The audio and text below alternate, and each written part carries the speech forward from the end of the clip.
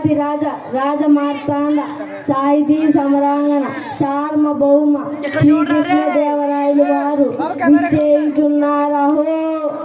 ఇక్కడ ఉంది, ఇక్కడ చూడండి అలాగే.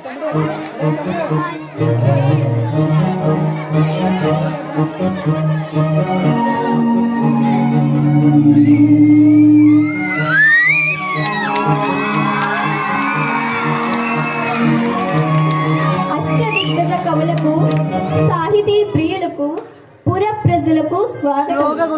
మా పాలనలో జీవితాన్ని ఆనందంగా గడుపుతున్న జానపదులు సైతం కొన్ని రసవంతమైన సమస్యలను పంపించారు.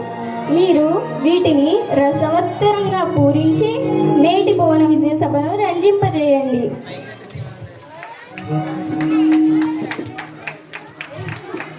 ఇక ఆంధ్ర భాషామ తల్లిని స్తుతిస్తూ సమస్యలను దత్తపదలను పూరించి ఆశు కవితా వినోదం సాగిద్దాం. చిత్తం రాజేంద్ర కవిచంద్ర, మీతో నేటి భువన విజయ సభను ప్రారంభించాలనేది నా అభిలాష. మీ ఆలోచన నిజమే పెద్ద నామాత్య, కానీ ప్రభువుల ఏలుబడిలో ఎన్నో భాషలుండగా తెలుగు భాషపై ఇంత మక్కువ చూపడానికి గల కారణమే. అదేమిటి సూరణ కవి? మందార మకరందాలు జాలువారే తెలుగుని ఇష్టపడని వారు మీరే తెలుగుదేలనందువా? తెలుగుదేలయన్న దేశంబు తెలుగు వల్ల భుండ తెలుగు కండ ఎల్లను పులగొలవ నెరుగవే బాసాడి దేశ భాషలందు తెలుగు లెస్స, దేశ భాషలందు తెలుగు లెస్స.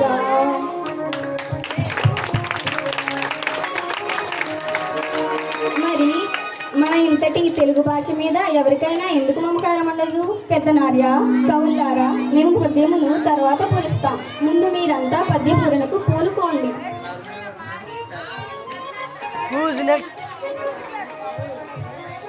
చిత్తం ప్రభు, మీ అభిప్రాయమే శిరోధైర్యం. పెద్దనామాత్య, ఈ పద్య పూరణకు సమస్య ఇదిగో. అగ్రజానజులై రనుజాగ్రజులుగా. ఆహాహా, ఏమి సమస్య? అన్నాదమ్ముళ్ళు తమ్ముళ్ళన్నారు ప్రభు. నా పూరణ ఇదిగో. పుష్యమిన్ భరతాఖ్యుడు పుట్టినాడు, మొనసిన లక్ష్మణ దాల్శేష పుట్టినాడు. భారత లక్ష్మణ క్రమమీద ఎనసి చూడు, నగ్రజానజులై రనుజాగ్రజులుగా, నగ్రజానజులై రనుజాగ్రజులుగా. పుష్యమిన్ భరతాఖ్యుడు పుట్టినాడు. కానీ లోక వ్యవహారం రామ లక్ష్మణ భారత శత్రువులని ఉంటుంది. కడినెత్తుకపోయి ఎలుక కలుగున దీన్ని అర్థవంతంగా పూరించండి పట్టుమూర్తి గారు. పల్లె జీవులకు సుపరిచితమైన చక్కని సమస్య ఇచ్చారు మహారాజా.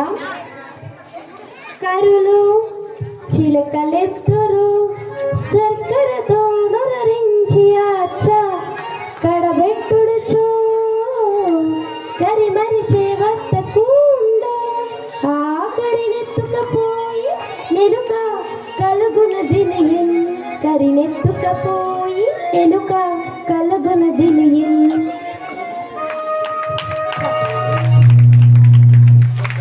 ఆహా, ఎంత అద్భుత పూరణ! ఎలుక ఏనుగుని ఎత్తుకుని పోగలదా? ఆ ఏనుగు రంధ్రంలో పట్టునా? ఆహాహా, చిలుకలు, ఎద్దులు మొదలైనవి చెక్కలతో చేసిన బొమ్మలు. వ్యాపారి పగలంతా వాటిని అమ్మాడు. సాయంత్రానికి ఒక ఏనుగు బొమ్మను మరిచాడని దాన్ని ఎలుక రంధ్రంలోనికి ఈడ్చుకుపోయిందన్న మీ భావం వినుల విందుగా ఉంది. బహుబాబు. కృతజ్ఞతలు మహారాజా. ముద్దు పలుకుల ముక్కుతిమ్మన కవి అందుకోండి. గాడిద ఏడ్చే గదన్న ఘన సంపన్న. దీనిని పూరించండి. రాజశేఖర, మానవులలో ఆడిన మాటలు తప్పేవారు కొందరున్నారు. జంతువుల్లో దీన్ని చూడలేం. అయినా దైవకృపతో పూరించదను. ఆడిన మాటలు తప్పిన గాడిద కొడుకంచు తింటగా వీని అయ్యో. ఆడిన మాటలు తప్పిన గాడిద కొడుకంచు తిట్టగా వీని అయ్యో. వీడ నా కొడుకని యొక్క గాడిద ఏడ్చెం గదన్న గణ సంపన్న. ఈడ నా కొడుకని ఏడ్చెం గదన్న గణ సంపన్న.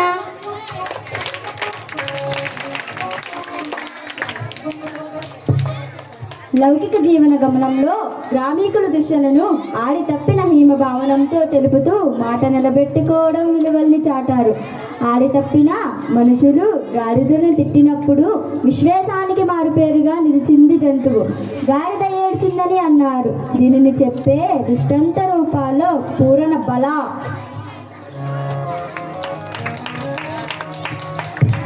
దూర్జటి తిమ్మన కవీంద్ర రోగరీతిని భీతి లేకుండా పలికారు. ఇప్పుడు నన నన నాన నాన నాన నాన అనే సమస్యను మీరు పూరించండి. ప్రభు అక్షర విన్యాసం తప్ప అడ్డం లేని సమస్య ఇచ్చారు. అయినా చక్కని పూరణ కవిస్తాను. నిన్ను నిన్ను నిన్ను నిన్ను నిన్ను నిన్ను నిన్ను నిన్ను నిన్ను గని లేతారాల సంగతుల గాన కల్ల పరిపూర్ణ మానసమున్న పలుకు కొన్ని రాగము మొదలంచు పలుకునట్ల నాన నాన నన నాన నన నాన నన నాన నన నాన నన నాన. కళ శ్రీకృష్ణదేవరాయ వారి శ్రీకాళహస్తి వారిని వారి ప్రసాదం కవిత్వంగా పొందిన దృశ్యటి. ఈ భువన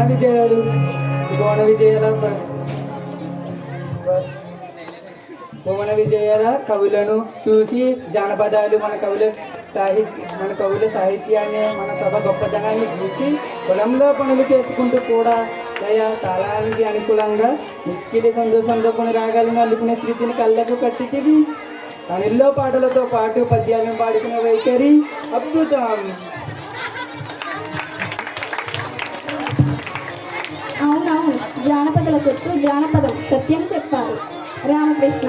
తదుపరి మీదే వంతు. మీ పదగుంపనాన్ని మేమెరుగుదము. మేక మరియు తోక ఈ రెండు దత్త పదాలతో ఒక శీర్ష పద్యం చెప్తాను. ప్రణామం మమ్మిడిన దేవరా, నన్ను ఆదేశిస్తే కాదంటానా? ఆలకించని మహాప్రభు. మేక తోకకు మేక తోక మేకకు మేక తోక మేకకు మేక మేక తోకకు తోక తోక మేక మేక తోకకు తోక తోక మేక మేక తోకకు తోక తోక మేక మేక తోకకు తోక తోక మేక మేక తోకకు మేక తోక మేకకు మేక మేక తోకకు తోక తోక మేక మేక తోక తోక తోక తోక తోక మేక మేక తోక తోక తోక తోక తోక మేక మేక తోక తోక తోక తోక తోక మేక మేక తోక తోక తోక తోక తోక మేక. మీరు సామాన్యుడు కాదు రామకృష్ణ. ఏమేమి మేకల కాపరి అడవికి మేతకై మేకలను తీసుకుపోతాడా? ఒక మేక ముందర పోతుందా? ఆ మేక వెనుక తోక బాగానే ఉంటుంది. ఆ తోక వెనుక మరొక మేక ఉంది. ఇలా మేకల మంద పోతున్న తీరున మేక తోక అన్న కొత్త పదాలతో చక్కగా చిక్కగా చెప్పారు. శభాష రామకృష్ణ కవి. మీ కత్తికి రెండు వైపులా పొదిలేపడి, అందుకే మీరు వికట కవి అయ్యారు.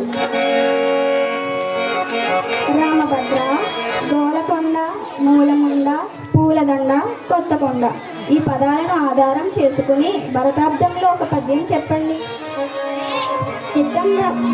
చిత్తం మహాప్రభు రామభక్తుడైన నాకు భారతార్థంలో పూరించమన్నారు. పూరణ చేసేది. ఓయ్ గురురాజా నా కొడుకొత్త గోల కొండవలే నుండు విను మూల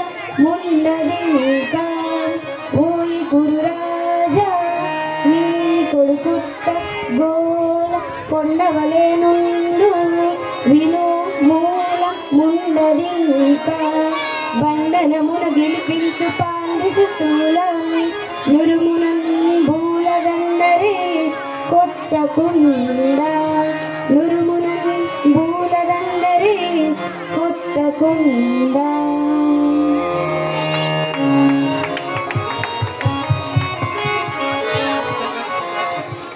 ఓయ్ కురరాజా, నీ కొడుకు దుర్యోధనునిది ఉత్తగోల కలిగిన మనస్సు, ఆకారంలో కొండలాగా ఉన్నాడు, బుద్ధి బలం లేనివాడు. నా మాట వినుము, యుద్ధం వస్తే సర్వం నాశనం. సమరంలో ధర్మానికి బదులైన పాండవులు గెలుస్తారు, నీ కుమారులు మరణిస్తారు.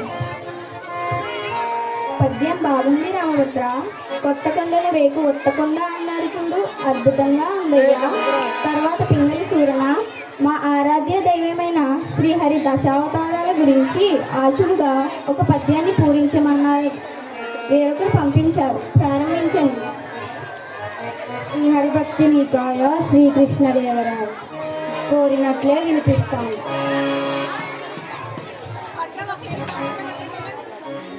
మత్స్యమై జడనిధి వడించే సోమకు జీర్ణమై కవ్వపు కొండ మోసే గిటువై హిరణ్యాక్ష గిటురంగించెను. హరి అయి వచ్చి వధించి ప్రహేదజనుకు వటుడై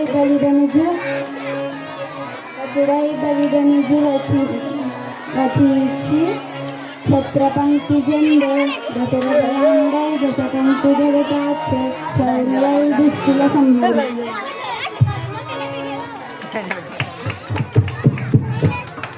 మత్స్యావతారాన సోమకాసుని చంపాడు. పూర్ణమై మందరిగిరి మోసి పాల సముద్రం చిలకడానికి సాయమయ్యాడు. వామనుడై బలిని పాతాళానికి పంపాడు. వరాహ రూపంలో హిరణ్యాక్షిని చీరాడు. నృసింహమై హిరణ్యాక్షిని చీల్చాడు. పరశురాముడై రాజుల దర్పాన్ని పెంచాడు. శ్రీరాముడై రావణ్ణి వధించాడు. శ్రీకృష్ణుడై దుష్టులను అంతం చేశాడు. బుద్ధుడై పురస్త్రీల బుద్ధి మార్చి శివుని చేత త్రిపురాసురుని చంపించాడు. కల్గిగా నీతిహీనులను కూల్చాడు. దశావతార కార్యకారాలను మనోహరమైన శీర్షంతో సభాసదులను అలరింపజేశావు. మహాప్రభు, వచ్చే దారిలో ఒక జానపదకుడు ఒక సమస్య ఇచ్చాడు. మీరు అనుమతిస్తే మీకు ఇస్తాను. మీ అభివందన స్పందనకు వందనం.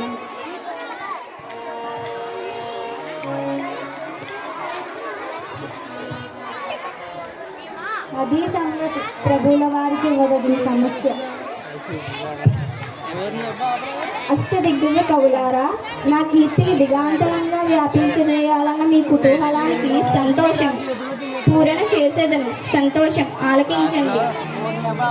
కొందరు పాండితీదనులు, కొందరు నాగరకువదావదు, కొందరు చాతురీ ప్రియులు, కొందరు నీతికి భూతికి సిద్ధహస్తులవు, కొందరు నాయకులు మరియు కొందరు గాయకులందరందరే ఎందరందరూ నందరే నందరే. సభలో కొందరు పాండిత్యమే ధనంగా కలవారు, కొందరు నాగరికులు, మరికొందరు ప్రవక్తులు, ఇంకొందరు చాతుర్యాన్ని ఇష్టపడేవారు, నీతికి సంపదకు నిలయమైన వారు ఇంకొందరు నాయకులు మరియు గాయకులు. సభలోని వారిని ఉద్దేశించి చెప్పారు. దీనిలో మన రాజ్యపు ప్రజల సాహితీ సామర్థ్యాలను గుర్తు చేస్తూ అందరూ అందరి అనడం వలన ఎవరికి వారే గొప్ప అని అర్థం. కవి పండితులారా, మీ పద్య పూరణల సమస్య గానంతో మా మనసెంతో మురిసింది. సభికులకు కృతజ్ఞతాంజలు.